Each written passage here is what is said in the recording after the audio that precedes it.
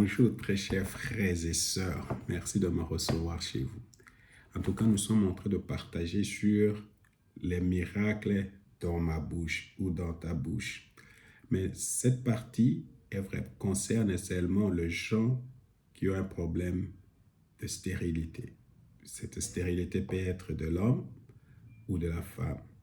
Nous avons la foi que le Seigneur donne des enfants. Je venais de raconter tout à l'heure que j'ai vu 4 femmes recevoir des enfants de la part de Dieu et de façon miraculeuse. Maintenant, surtout si pour nous qui cherchons des enfants, il faut aimer les enfants.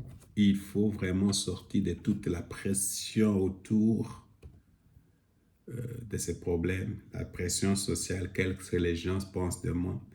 Il faut faire attention avec la frustration. Tu es tellement frustré, tu es méchante, tu es devenu méchant. Tu penses même à faire autre chose, à aller coucher ailleurs ou à tenter ailleurs. Et tout cela, il faut enlever cette pression sociale, cette pression psychologique.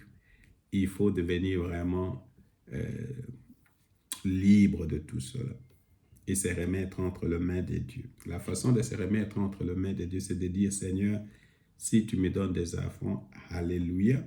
Si tu ne m'en donnes pas, alléluia. Mais je vais continuer à te servir. C'est de dire aussi, j'aime ma femme ou j'aime mon homme, même si on n'a pas des enfants, parce qu'on ne se marie pas à cause des enfants. Les enfants sont un don de Dieu. Il faut cesser de faire des reproches à Dieu. Il faut cesser de s'énerver contre Dieu. Il faut cesser de haïr les autres femmes ou les autres hommes à cause de leurs enfants. Au contraire, il faut aimer ces gens-là. Alors, vous voyez, pour expérimenter Dieu, du moment où nous prions maintenant, jusqu'au moment où la chose va s'accomplir, ça va prendre du temps. C'est possible que ça se passe instantanément, mais généralement, ça va prendre du temps. Alors, nous devons rester connectés. Comment on reste connecté? En remerciant Dieu, en louant Dieu, en adorant Dieu et en proclamant la parole de Dieu. C'est comme ça qu'on reste connecté. Alors, je veux lire maintenant Romains chapitre 4, verset 17 à 21. Il s'agit ici encore d'Abraham. Wie geschrieben. Ok, pardonnez-moi, parce que tout ça, j'ai ça en allemand. Alors, je veux lire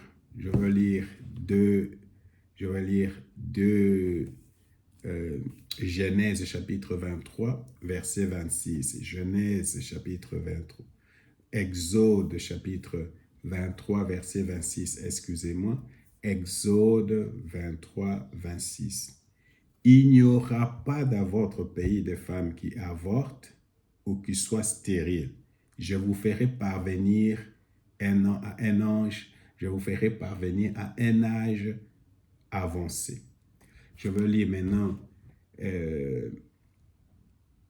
Lévitique, chapitre 26, verset 9. Je prendrai soin de vous, je vous rendrai fécond et vous multiplierez, et je maintiendrai mon alliance. Alors, je veux lire maintenant Deutéronome chapitre 7, verset 14. Vous jouirez de plus de bénédictions que tous les autres peuples. Il n'y aura chez vous ni un homme, ni une femme stérile, ni bête stérile dans vos troupeaux. Je vais lire maintenant Deutéronome chapitre 28, verset 4. Il me bénira, ou il vous bénira en vous donnant de nombreux enfants et d'abondantes récoltes, en multipliant le nombre de vos bœufs, de vos moutons et de vos chèvres. Merci Seigneur. Alors je vais lire 1 Samuel chapitre 2 verset 5. Tous les repus s'embauchent pour du pain. Les affermis seront comblés de biens et la stérile met cet enfant au monde alors que celles qui en avaient beaucoup sera flétri. Je veux lire maintenant Ésaïe, chapitre 54, versets 1 à 2. Pousse des cris de joie, toi qui étais stérile, toi qui n'enfantais pas, éclate en chant de joyeux.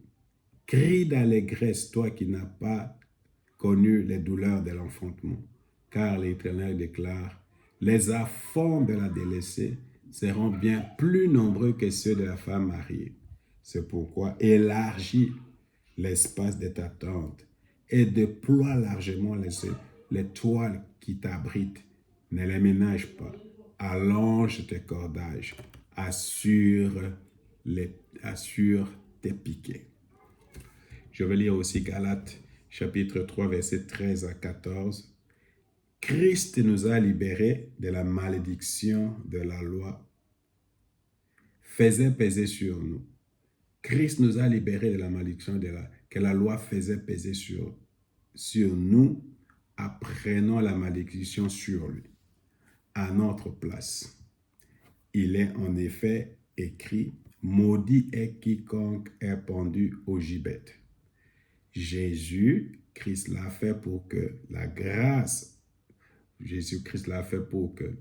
à lui, la bénédiction d'Abraham s'étende aux non-juifs et que nous recevions par la foi l'Esprit que Dieu avait promis.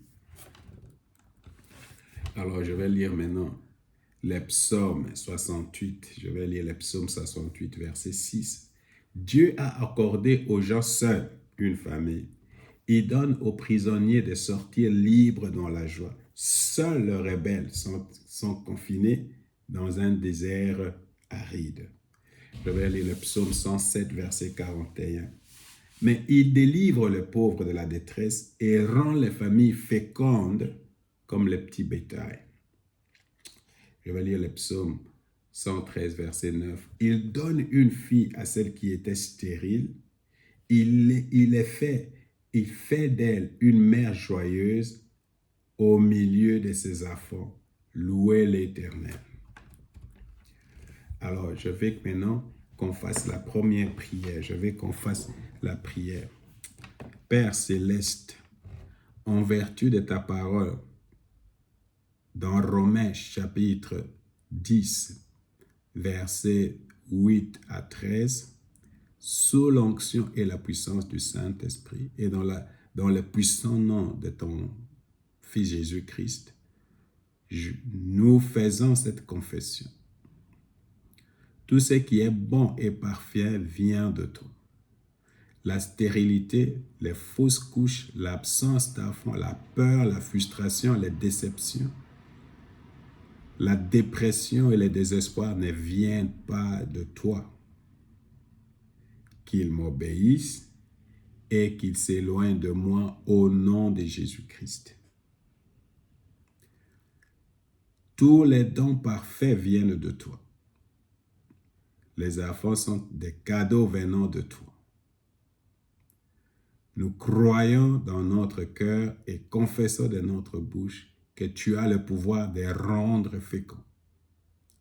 Avec toi, rien n'est impossible. Le Saint-Esprit me couvre de son ombre, qu'il nous soit fait selon ta parole.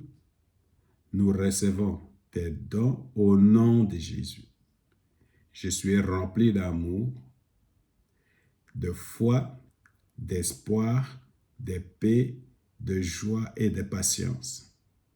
J'ai de l'amour pour Dieu et j'ai de l'amour pour les hommes. Merci Seigneur Jésus. Amen.